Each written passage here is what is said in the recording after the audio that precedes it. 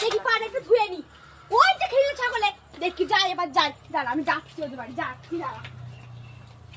যাচ্ছি দাঁড়া দাঁড়া দাঁড়া দাঁড়া দিদি যাচ্ছি।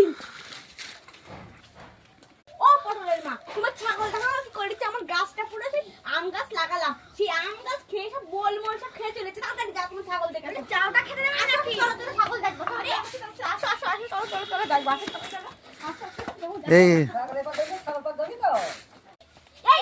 দেখো দেখো আমি বেরিয়ে এসেছি তোমার ছাগল দেখো কি খাচ্ছে দেখো গাছ আরে খেয়েছো মানে বেঁধে রাখবে কেন তুমি তা কি করবে যখন তুমি গাছ লাগবে